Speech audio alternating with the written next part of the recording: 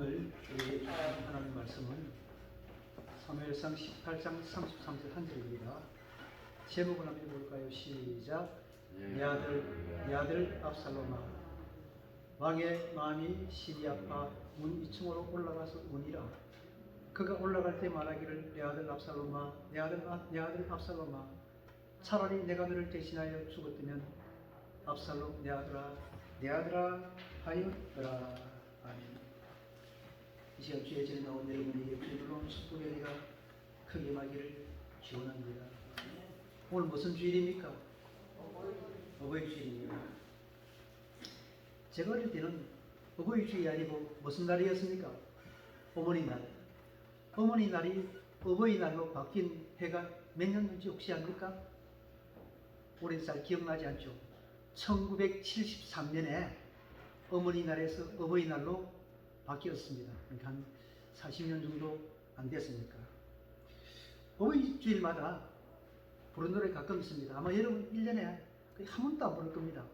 어머님의 마음이라는 노래 아닙니까? 이 노래 배경에는 배경이 있습니다. 일제 강점기에 이 노래 작곡한 지 누구인지 압니까? 이흥열 씨라고. 이분은 음악에 남다른 재능이 많았습니다. 그래서 재능 있는 음악 공부를 하기 위해서 일본으로 유학 갔습니다. 근데 작곡을 하기 위해서 피아노가 없으면 음악 공부를 할 수 없다는 걸 알았어요. 그래서 어머니께 편지를 썼어요. 어머니, 피아노가 없으니 더 이상 음악 공부 못하겠습니다. 음악에는 피아노가 필수라는 것을 뒤늦게 알았습니다. 소자는 음악 공부를 접고 이제 귀국하려고 합니다. 그러니까 어머니가 혼자 멉니다. 혼자 머무는 유학간 아들 뒷바지라는 걸 한다고 이미 빚을 진 모양입니다. 그래서 다음 날부터 이 어머니가 뭐 했냐면 솔방울 알죠? 저도 솔방울 알죠? 솔방울 막 주었어요. 솔방울 주어가지고 새벽부터 땅거미가 질 때까지 동네 근처 원거리 산이라는 산을 다 뒤져서 솔방울 끌고 왔답니다. 그래서 그때 돈으로 400원 마련했대요. 그때 돈으로 사람 가마니가 13원이었대요. 그럼 도대체 솔방울 얼만큼 알겠습니까? 그 솔방울 팔아가지고 아들한테 돈을 보냈습니다. 그래서 이게 양주동님의 시고 이영렬 씨의 작곡을 이었습니다. 한번 불러볼까요? 나실 때 괴로움. 어머니의 마음 한번 불러봅시다. 아마 올해 한 번도 안 불러가서 1년에 딱 한 번 부를 겁니다.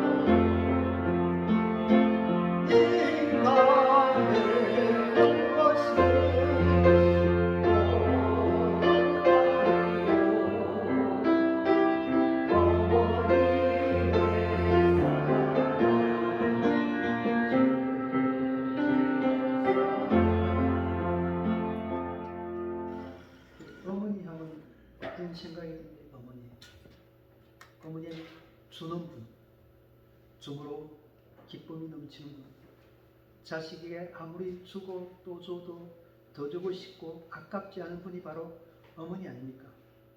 자식에게 주는 것이 기쁨입니다. 줄 수 있는 자식이 있어 감사하고 기뻐하는 것이 어머니입니다. 한 가지 더 이야기할게요. 이 글인데요, 서울여자대학교 사랑의 엽서 공모전 대상작으로 불리는 글입니다. 한번 들어보세요. 저는 공감이 많이 되고 읽으면서 눈물이 많이 나더라고요. 나에게 티끌 하나 주지 않는 그림들이 내게 손을 내밀 때면 불쌍하다고 생각했습니다. 그런 나에게 전부를 준 어머니 아버지가 불쌍하다고 생각해 본 적은 없습니다. 나에게 밥 한 번 사준 친구들과 선배들은 고마웠습니다. 답례하고 싶어서 불러냅니다. 그러나 날 위해 밥을 짓고 밤늦게까지 기다리는 어머니께는 감사하다고 생각해 본 적이 없습니다. 실제로 존재하지도 않는 드라마 속 배우들 가정사에 그들을 대신해 눈물을 흘렸습니다. 그러나 일상에 지치고 힘든 어머니를 위해 진심으로 눈물을 흘려본 적이 없습니다. 골방에 누워 아파하던 어머니의 걱정은 제대로 한 번도 해본 적이 없습니다. 친구와 애인에게는 사소한 잘못 하나에도 미안하다고 사과하고 용서를 구했습니다. 그러나 어머니 아버지에게는 잘못은 셀 수도 없이 많아도 용서를 구하지 않았습니다. 죄송합니다. 죄송합니다. 가만히 있어도 한번 돌이켜봤어요. 저희 어머니는 아버지가 공직 생활하다가 그만두게 나도 행상을 했습니다. 행상을 해서 바닷물 속에 빠져가지고 죽을 뻔하다가 살아난 적도 있습니다. 한 번은 임천이라고 하려면 모르겠습니다. 밀양의 임천. 거기서 삼당이까지 걸어오는데 그 어머니 체구가 자그마합니다. 거기에 보리쌀 한 마리 밀고 한 몇십 리길 될 거예요. 버스를 놓치가지고 30리길, 40리길, 50리길 했대요. 그래 밤새도록 걸어왔습니다. 내가 그런 어머니한테 가만히 생각하고 우리 엄마 참 불쌍하구나 감사하는 생각을 해본 적이 거의 없는 것 같아요. 고등학교 때 대학교에서 잘하려고는 했지만 어머니 참 감사합니다라는 그런 생각이 별로 없어가지고 참 미안한 마음이 어제는 많이 들었습니다. 어머니가 70이 넘었는데도 늘 하는 말이 있습니다. 내가 60만 돼도 10년만 젊어서도 너희들 위해서 돈 많이 벌어가지고 집 하나 사줄 건데 그런 마음이 늘 가졌습니다. 근데 어머니 떠나버렸어요. 아무리 불러도 소용없습니다. 수원에 요양원에 계셨는데 제가 한번 모셔오지 못한 게 너무 미안하고 죄송한 마음이 많이 듭니다. 그리고 울산에 수원까지 왔는데 어머니가 말을 못하고 있으니까 좀 오래 있어야 되는데 어머니가 하는 말은 가라고 바쁜데 가라고. 근데 엄마 마음이 가라고 하고 싶은 마음이 들겠어요. 빨리 가라고. 죄송한 것은 기어이 앉아있어가지고 1시간, 2시간 앉아있다고 농기공에서 참 죄송하다 싶은 생각이 많이 듭니다. 아버지가 군에 가셔서 나온 연금이 있었는데 그 연금 모아가지고 한 푼, 두 푼 모아가지고 저한테 몇백만 원 주기도 했는데 당연하게 받아오지 제가 참 고맙습니다. 그런 마음은 별로 못 가진 것 같아요.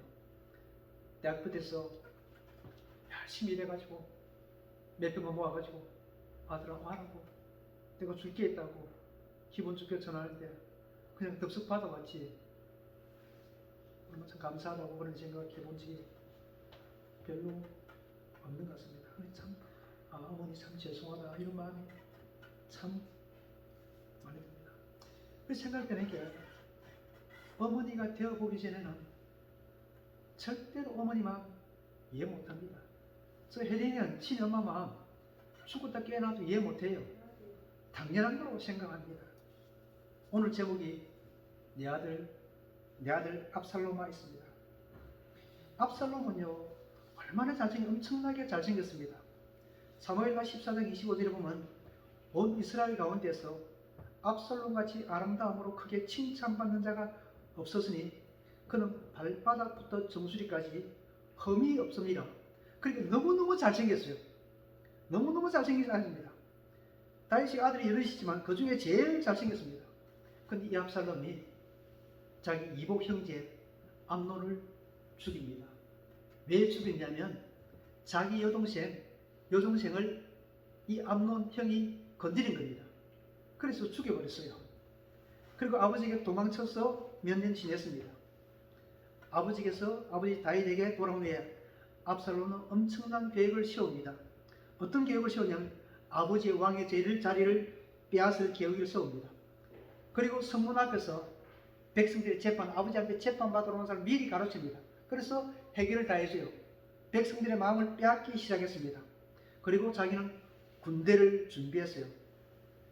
준비가 다 된 어느 날 압살롬이 아버지 다윗에게 가서 요청을 합니다.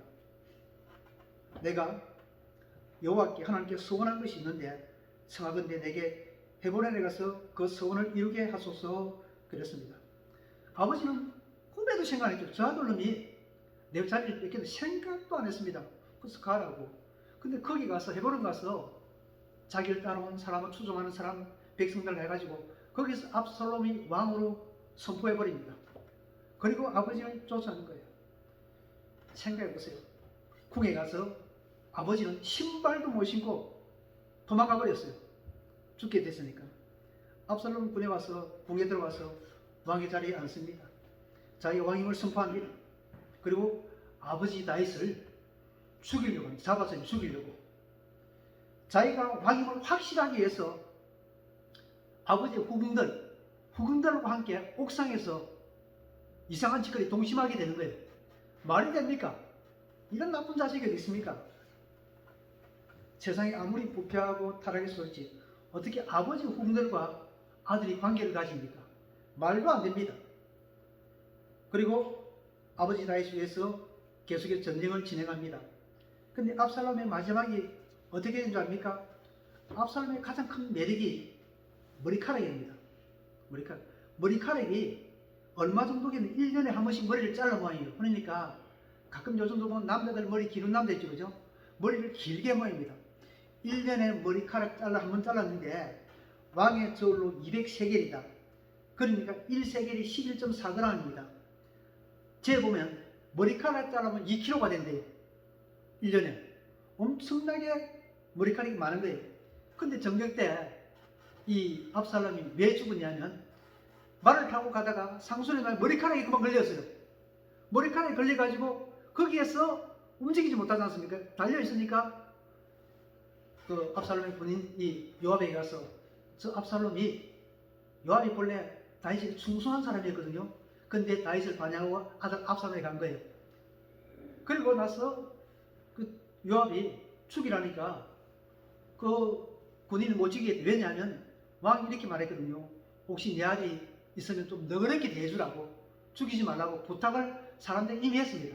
근데 요압은 창으로 찔러서 그 아들을 압살롬을 죽였습니다. 압살롬 죽었고 전쟁에서 승리했다는 소식을 가지고 두 사람이 갑니다. 그때 이 가고 소식 듣고 나서 압살롬이 왕이 고백하기를 뭐냐면 내 아들 압살롬아, 내 아들아, 내 아들 압살롬아, 차라리 내가 너를 대신하여 죽었다면 압살롬 내 아들아, 내 아들아 이랬습니다. 여러분, 자매에게 있어서 부모는 어떤 존재입니까? 주는 존재 아닙니까? 주도 더 주고 싶은 것이 부모의 마음입니다. 비록 아들이 폐역하고 불효할지라도 그래도 여전히 자식이 잘 되기를 바라는 마음이 부모의 마음 아닙니까? 요즘 그런 뉴스가 잘 오는데 자식이 어머니 데리고 제주도 갑니다. 그리고 어머니 내려놓고 그냥 와버립니다. 경찰서에 어머니가 갑니다. 자식이 주소 대라, 이름 대라니까 입 다물고 안 됩니다. 절대로 안 됩니다. 자기가 버림을 당했어도 어머니는 자식에 대한 누가 있을까 싶어서 말하는 거예요. 여러분, 전 이런 생각이 들어요. 제가 아버지 될 때 혜린이가 3살 때 아버지의 마음, 10살 때 아버지의 마음, 20살 때 아버지 마음이 같을까요, 다를까요? 다르다는 생각이 들어요. 그때보다, 어릴 때보다 지금이 더 자기에 대한 마음이 훨씬 더 깊어지는 거예요. 그래서 가만히 생각해보면 70이 되고 80이 되면, 우리 권사님이나 이런 연세가 되면, 그때 나이가 되면 또 마음이 다를 거라는 생각이 듭니다. 요즘 애들 생각하면 더 마음이 애틋해지고 애들이 좀 그런 생각이 많이 드는 겁니다. 다윗은 아들 압살롬에게 저 원수 같은 놈, 저 죽일 놈, 어떻게 내 후궁들과 동침을 하고 내 왕자를 빼앗으려고 나를 죽이려 했냐, 이런 마음을 가진 것이 아니고 압살롬에게 어떤 마음을 갖냐면 죄송하고 미안한 마음이 가득했다는 사실 아닙니까? 왜 압살롬 왕이 다윗이 자기 아들에게 그런 마음, 자기를 죽이려고 한 그 아들에게 미안하고 죄송한 마음을 가진 이유가 뭔지 압니까? 이게 압살롬이 저런 것은 아버지 다윗의 범죄 까닭이었다고 성경은 명백히 말하고 있습니다. 다윗은요, 자기 충신 우리의 아내를 범했지 않습니까? 아내가 한 날 전쟁에서 늘 승리하고 성성장구할 때 옥상에 올라가 보니까 밑에 어떤 여자가, 아름다운 여자가 모여가고 있는 거예요. 데리고 왔어요. 알아보니까 자기 충신 우리 아내, 충신 우리 아내인데, 그러면 관계를 안 가져야 되지 않습니까? 그런데 관계를 가졌어요. 아기를 가졌다는 소식이 있습니다. 그래서 자기의 충신 우리 아들 분해서 불러냅니다. 뭡니까? 이 자기의 범죄를 속이기 위해서 불러내는데, 우리야 충신은 말하기를 지금 내 부하들이 전쟁 깊은 곳에서 싸우는데 내가 어째 한가로이 내 아내가 함께 즐겁게 시간을 보냅니까? 나 못합니다. 아내와 같이 잠을 안 자요.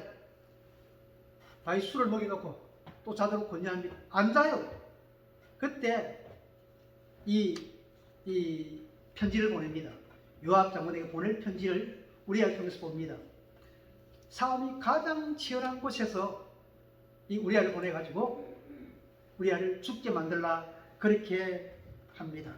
실제로 우리아가 죽었습니다. 그럼 누가 죽인 겁니까? 사실은 다른 사람의 손을 빌려서 요즘 말로 하면 청부살해한 겁니다. 청부살해한 겁니다. 그리고 우리아가 죽어서 우리 아내 바시바를 자기의 아내를 삼습니다. 다윗이 나쁜 놈입니까? 착한 놈입니까? 정말 나쁜 사람입니다. 정말 왕의 권한을 이용해서 살인을 범하고 다른 사람의 여자를 취하고 엄청나게 나쁜 그런 사람이었습니다. 근데 이제 다윗은 됐다고, 이제 다 끝났다고, 그죠? 자기 충성 죽었고 다 끝났지 않습니까? 이제는 마음에 좁나고 있는데 하나님이 선지자 나단을 다윗에게 보냅니다. 다윗이 보내가지고 하나님께서 다윗에게 이렇게 말합니다. 이제 책망하는 거예요. 이스라엘 하나님 여호와께서 이와 같이 이르시기를, 내가 너를 이스라엘 왕으로 기름 붓기 위하여 너를 사울의 손에서 구원하고 내 주인의 집을 내게 주고 내 주인의 아내들을 내 품에 두고 이스라엘과 유다 족속을 내게 맡겼느니라. 만일 그것이 부족하였을 것 같으면 내가 내게 이것저것을 더하여 주었으리라. 그러한데 어찌하여 너가 하나님의 말씀을 업신여기고 나 보기에 악을 행하였느냐? 내가 칼로 햇사람 우리아를 치되 암몬 자손의 칼로 죽이고 그의 아내를 빼앗아 내 아내로 삼아두다. 이제 너가 나를 업신여기고 햇사람 우리아의 아내를 빼앗아 내 아내로 삼았음즉 칼이 내 집에서 영원히 떠나지 아니하리라. 칼이, 그죠? 여호와께서 이와 같이 이르기를, 내가 너와 너 집에 재앙을 일으키고 너가 내 눈앞에서 너 아내를 빼앗아 내 이웃들에게 주리니 그 사람들이 너 아내들과 더불어 백주에 동침하리라. 누구한테 줬습니까? 그 아들한테 준 거예요. 여러분, 제지할 때 조심해야 됩니다. 내가 제지면 누가 망한다? 내 자녀가 망하는 거예요. 그리고 사무엘하 12장 12절에 이렇게 말합니다. 너는 엄밀히 행하였으나 나는 온 이스라엘 앞에서 백주의 대낮에 이 일을 행하리라. 이게 얼마나 큰 비극적인 그런 말입니다. 이 말을 듣고 나서 다윗이 얘기합니다. 내가 죄를 범했다고. 그러니까 나사렛 등실이 말합니다. 여호와께서도 당신의 죄를 사하셨나시니 당신이 죽지 아니하리니와 이 일로 말미암아 여호와의 원수가 크게 비방할 거리를 얻게 하였으니 당신이 낳은 아이가 반드시 죽으리라. 이때부터 이제 어떤 일이냐면 이 집에 재앙이 일어나기 시작하는 거예요. 첫 번째, 바세바가 낳은 아들이 죽어버렸어요. 두 번째 재앙이 뭐냐면 암논이 압살롬의 여동생과 관계를 가집니다. 극간을 합니다. 그래서 세 번째 재앙이 뭐냐면 압살롬이 암논 형을 죽여버립니다. 그 다음에 또 재앙이 뭐냐면 지금 계속 재앙이 나는 거예요. 아들 압살롬이 아버지를 죽이기 위해서 전쟁을 일으키고 이런 일을 하는 거예요. 자기 후궁들을 취하고 이런 끔찍한 일을 하는 거예요. 여러분, 우리는 흔히 이런 말을 가끔 해요. 죄지으면 회개하면 되지. 회개하면 돼요. 회개하면 용서 받습니다. 그러면요, 용서는 해주는데 그 죄값을 치르게 하는 거야. 여러분, 죄 지은 사람 감옥서 갑니까 안 갑니까? 감옥서 갑니다. 그죠? 감옥서 가야 용서가 됩니다. 그죠? 마찬가지로 하나님께서 용서해 주시더라도 우리를 감옥서 보내는 거예요. 다윗이 죄에 대해서 해결을 했지만 그에 대한 죄에 대한 끊임없는 그런 재난이 난 거예요. 그래서 다윗은 압살롬의 그 반역을 볼 때 어떤 생각을 했겠습니까? 내 죄다. 내 죄다. 아들아, 미안하다. 미안하다. 이런 마음 가지지 않겠어요? 그죠? 내 아들 압살롬아, 내 아들 압살롬아, 내 아들 압살롬아, 내가 너를 대신해서 죽었으면, 내가 너를 대신해서 죽었으면, 이 말 속에는 아들아 미안하다, 아버지 죄값이다, 미안하다, 미안하다, 이 말이 마음이 표현을 안 했지만 그 압살롬의 그 다윗의 고백 속에 이 말이 포함되었습니다. 여러분, 우리는 영적인 원리를 잘 알아야 됩니다. 죄를 지으면 반드시 회개합니다. 회개하지 않으면 죄가 용서받지 못합니다. 세상에 죄인 아닌 사람 아무도 없습니다. 모든 사람이 죄인입니다. 천국 가는 사람도 죄인이고 지옥 가는 사람도 죄인입니다. 차이가 뭔지 압니까? 천국 가는 사람은 죄를 회개한 사람입니다. 회개해서 용서받는 사람이고 지옥 가는 사람은 똑같은 죄인데 회개하지 못했기 때문에 지옥 가는 거예요. 그래서 예수님께서 하신 말씀이 회개하라 천국이 가까우느니라 말씀합니다. 영적인 중요한 원리를 알아야 되는 것이 뭐냐면 죄를 지으면 사단이 죄 지은 그 사람의 악기를 해방하는 거예요. 하나님께 고소하는 거예요. 그럼 우리 거룩하게 살아야 됩니다. 다윗이 범죄할 때 하나님이 보고 계셨어요? 안 보고 계셨어요? 다 보고 계셨습니다. 하나님 우리를 불꽃 같은 눈으로 지금 보고 계십니다. 보고 계십니다. 그래서 여러분, 결코 내 마음속에 들은 어떤 죄가 있을 때 이게 과연 하나님이 주시는 마음인지 아닌지 잘 분별해서 하나님 주시지 않은 마음은 반드시 물리치는 그러한 믿음의 사람이 되시기를 바랍니다. 시편 51편에 보면 다윗이 심각하게 자기의 죄에 회개합니다. 하나님이여, 주의 인자를 따라 내게 은혜를 베푸시며 주의 많은 긍휼을 따라 내 죄악을 지우소서. 나의 죄악을 맑게 씻으시며 나의 죄를 깨끗이 제하소서. 무릇 나는 내 죄가를 아노니 내 죄가 항상 내 앞에 있나이다. 다윗은 항상 죄송한 마음, 특별히 자식들에 대해서 미안한 마음을 늘 가지고 있는 겁니다. 우슬초로 나를 정결하게 하소서. 내가 정하리다. 나의 죄를 씻어소서. 내가 눈보다 희리이다. 하나님께서 구하시는 제사는 상한 심령이라. 하나님께여, 상하고 통회하는 마음을 주께서 멸시하지 아니하시이다. 그런 상하고 통회한 마음으로 다윗이 늘 주님께 회개했습니다. 용서받았습니다. 근데 그 집안에 재난이 끊이지 않았지 않습니까? 그죠? 끊이지 않았습니다. 여러분, 압살롬이 아버지 다윗을 죽일 계획을 가지지만 그 계획이 성공했습니까? 실패했습니다. 자기는 계획을 세워 자기대로 다 했지만 결국 실패하는 겁니다. 다윗은 자기의 잘못을 두고 회개했습니다. 저녁에 잠을 잘 때마다 자기 죄가 생각나. 이 바보, 이 멍청이, 왜 내가 그 죄를 지었을까? 왜 바보지? 이런 생각을 계속 했을 겁니다. 계속 끊임없이 자기 집안에 일어나는 모든 재난은 누구 탓입니까? 내 탓이다.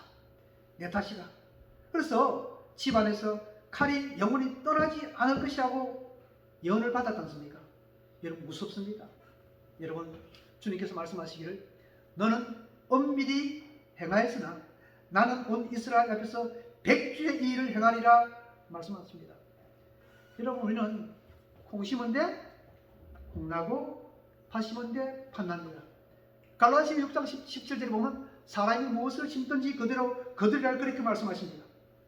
자기의 육체를 위하여 심는 자는 육체로부터 썩어질 것을 거두고 성령을 위하여 심는 자는 성령으로부터 영생을 거둘 것이라 하십니다. 여러분, 이 땅에 있을 때 이 땅은 심는 작업이에요. 여러분, 잘 심기를 바랍니다. 잘 심어야 됩니다. 육체를 위해서 심으면 반드시 썩어질 것을 거둡니다. 성령을 위해서 심는 자는 영원한 것을 거두게 됩니다. 더 중요한 것이 있습니다. 여러분, 땅에서 심은 것이 땅에서만 거두는 것이 아니라 이 땅 이외의 삶에서도 거두게 된다는 겁니다. 주님께서 분명히 말씀하셨습니다. 주님께서요, 자, 마태복음 16장 27절 27절 시작. 인자가 아버지의 영광으로 그 천사들과 함께 오리니 그때 각 사람이 행한 대로 갚으리라. 요한계시록 22장 12절.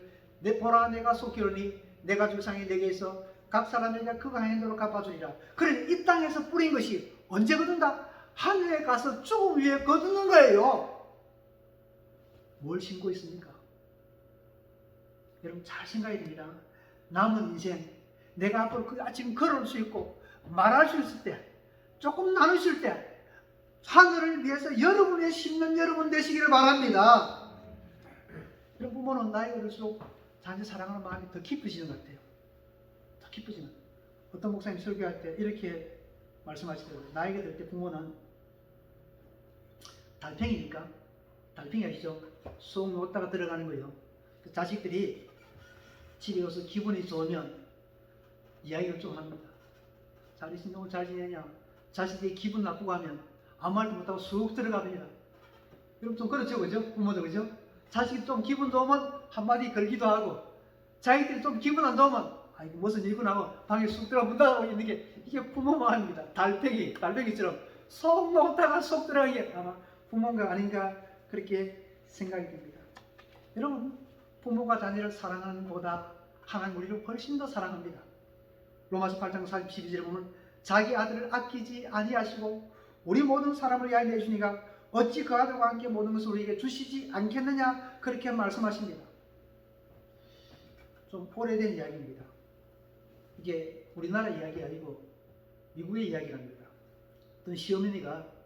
어떤 며느리가 시어머니를 모시고 있었어요. 시어머니가 90이 넘었어요. 넘으니까 핏질도 잘 못하고 그야말로 겨우겨우 이제 살아갑니다. 이 며느리는 정말 저거 빨리 죽었으면 좋겠다는 마음이 간절했어요. 어느 날 우리 엄마 시어머니 언제 죽는가 싶어서 병원에 진단을 갑니다. 의사가 진단을 합니다. 해보니까 심장이 너무너무 튼튼해. 그래서 하는 말이 심장이 튼튼하기 때문에 아마 이 집에서 제일 오래 살 것 같아요. 그래서 진단을 내립니다. 그러니까 이 며느리가 하는 말이 저 쓸모없고 저 아무 쓸데기 없는 저 인간을 위해서 우리가 수고에게 돈 쓸 이유가 뭐 있냐고. 자식 새끼 이래요, 며느리라는 게. 그리고 하는 말입니다. 선생님, 법에 저촉되지 않고 우리 엄마를 없앨 수 있는 방법 없습니까? 법에 저촉되지 않는 범위에 대해서 저 시어머니를 좀 사라지게 할 수 있는 법은 없습니까? 이렇게 물어봅니다. 의사가 말합니다. 그런 법은 없다고. 부모한테 잘해라는 부분이지만 그런 법은 없다고.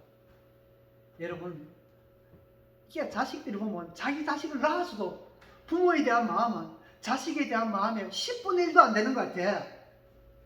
그래서 사랑은 무슨 사랑? 위의 사랑, 내리 사랑이라고.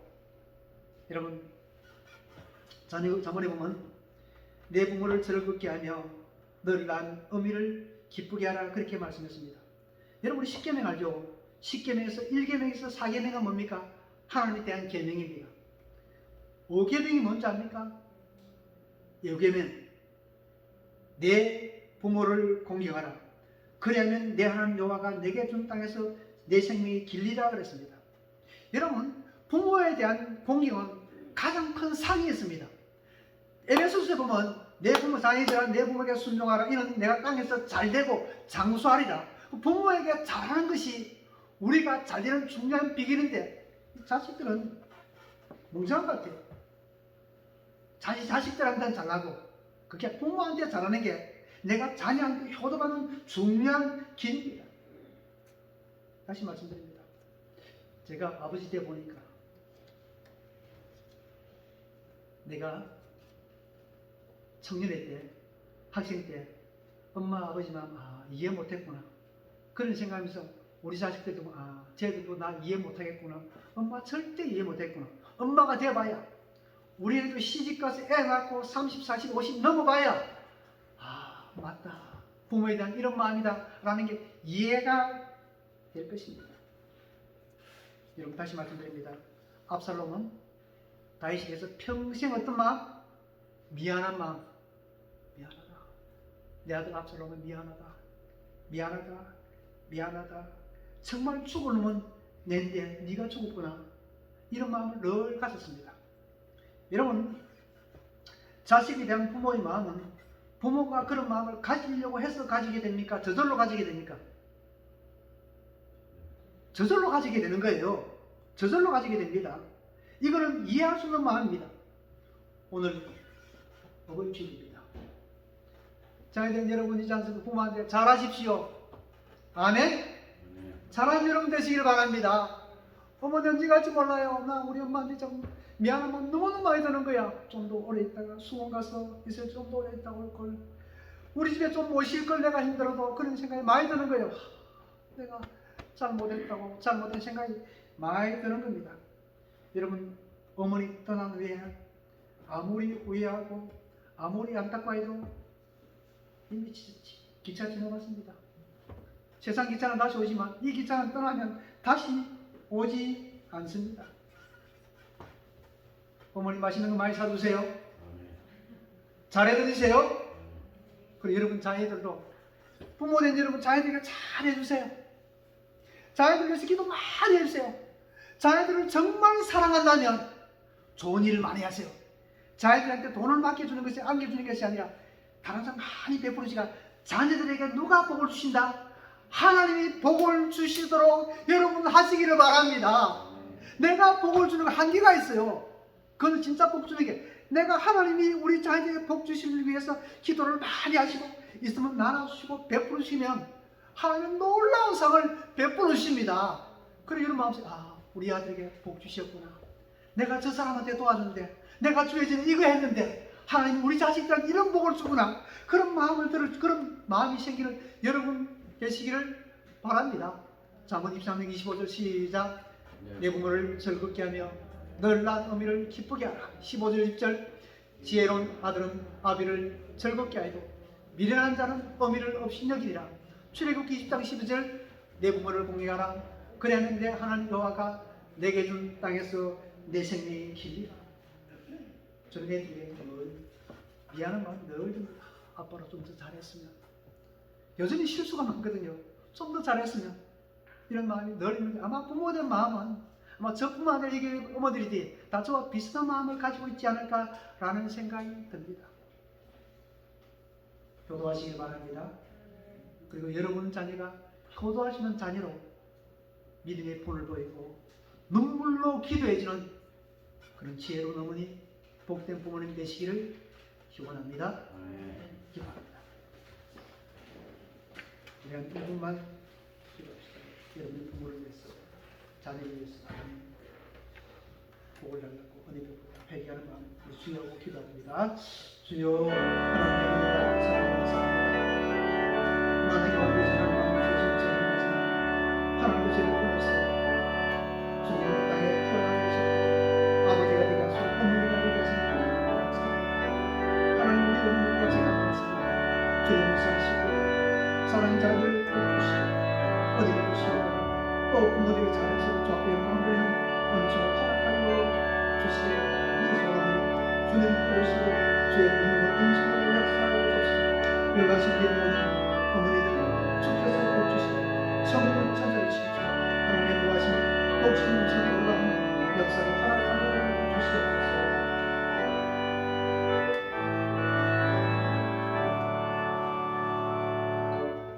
감사합니다. 이 어버이 주일날 우리에게 주신 말씀을 감사합니다. 주고 또 주고 더 주고 싶은 어머니의 마음을 어떻게 이해할 수 있겠습니까? 하나님, 우리 모든 어머니들 아버지에게 복 주시고 천국 갈 때까지 건강하게 하시고 평안하게 하시고 자녀들이 잘 되는 것 보게 하여 주옵소서. 예수님 이름으로 기도드립니다. 얘나 두손 빨리 나와. 주안에 나와. 빨리 나와. 빨리 나와.